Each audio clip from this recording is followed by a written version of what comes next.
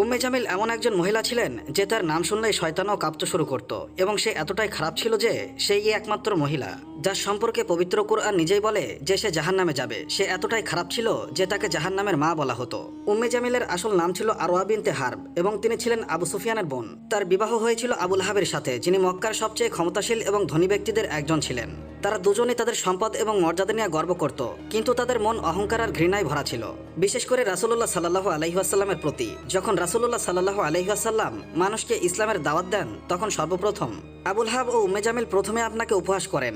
আবু লাহাব আপনাকে বদনাম করলেন আর উম্মে জামিল তার জিহ্বা দিয়ে এমন আগুন জ্বালালো যে মক্কাবাসীদের মধ্যে ইসলামের বিরুদ্ধে বিষ ছড়িয়ে পড়ল। প্রতিদিন সকালে মহিলাটি কাঁটা এবং লাঠি নিয়ে রাসূলুল্লাহ সাল্লাল্লাহু আলাইহি ওয়াসাল্লামের পথে ছুঁড়ে ফেলতো, যাতে আপনার পায়ে ব্যথা লাগে। দিনের বেলায় সে বাজারে যেত এবং ইসলাম সম্পর্কে মিথ্যা প্রচার করত, এবং রাতে সে মানুষের মধ্যে অহংকার ও সন্দেহের সৃষ্টি করত।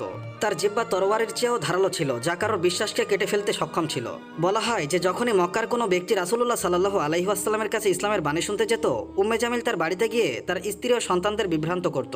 তোমার স্বামী মুহাম্মাদের জাদুতে আক্রান্ত হয়েছে, এই ধরনের কথা বলে সে ঘরে ঘরে বিবাদ সৃষ্টি করত এবং মানুষের মনে সন্দেহের বীজ বপন করত। এর চেয়ে অপমানজনক কাজ আর কি হতে পারে যে একজন মহিলা তার পুরো জীবন কেবল ঘৃণা ছড়িয়ে দিয়েই কাটিয়ে দেয়।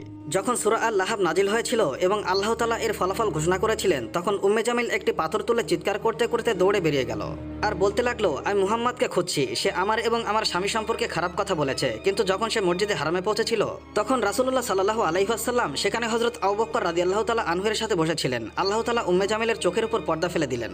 সে আপনার সামনে দিয়ে চলে গেল, কিন্তু দেখতে পেল না। সেই মুহূর্তে হযরত আবু বকর অবাক হয়ে বললেন, হে আল্লাহর রাসূল, সে তো আপনার সামনে দিয়ে গেল কিন্তু আপনাকে দেখতে পেল না। রাসূলুল্লাহ সাল্লাল্লাহু আলাইহি ওয়াসাল্লাম মুস্কি হেসে বললেন, আবু বকর, আল্লাহ তাআলা তার আর আমার মাঝে পর্দা ফেলে দিয়েছেন। এভাবে আল্লাহ তার রাসূলকে তার নিরাপত্তা দিয়েছেন। আর উম্মে জামিল তার ঘৃণায় অন্ধ হয়ে পিছু ফিরে গেল। অবশেষে যখন আবু লাহাব বদরের পরে ইসলাম বিজয়ের সংবাদ শুনতে পেল, তখন তিনি শোক ও ক্রোধে মারা গেলেন। উম্মে জামিলও কিছুদিন পর মর্মান্তিকভাবে মারা যান। লোকেরা বলতে লাগলো যে তার মুখ আগুনে পুড়ে গিয়েছিল এবং তার গলায় ঠিক সেভাবে দড়ি পেঁচানো ছিল যেমনটি আল্লাহ তাআলা সূরা আল লাহাবে বর্ণনা করেছেন।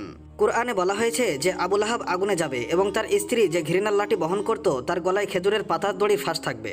অর্থাৎ উম্মে জামিল তার অহংকার, ঘৃণা এবং অশান্তির কারণে জাহান্নামের মা হয়ে উঠবে।